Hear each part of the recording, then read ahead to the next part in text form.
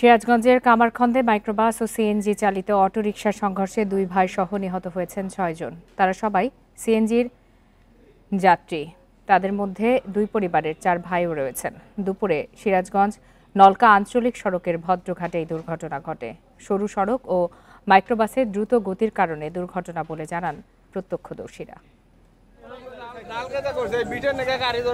রোববার বেলা 11টা 20 মিনিট যাত্রী নিয়ে সিরাজগঞ্জ শহর থেকে নলকা যাওয়ার পথে দুর্ঘটনার মুখে পড়ে সিএনজি অটোরিকশা। ভদ্রঘাটের কুটিরচর এলাকায় বিপরীত দিক থেকে আসা মাইক্রোবাসের সঙ্গে সংঘর্ষে দুমড়ে মুচড়ে যায় বাহনটি।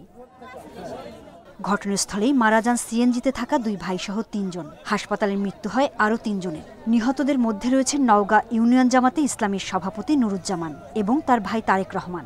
আরও নিহত হয়েছেন তারাস উপজেলার ভাটারা গ্রামের রেজাউল করিম ও তার ভাই আব্দুল মজিদ এবং একই গ্রামের জাহাঙ্গীর আলম। এছাড়া প্রাণ হারান সিএনজি অটোরিকশা চালক রায়গঞ্জ উপজেলার ব্রাহ্মণবাড়িয়া গ্রামের রাশেদুল।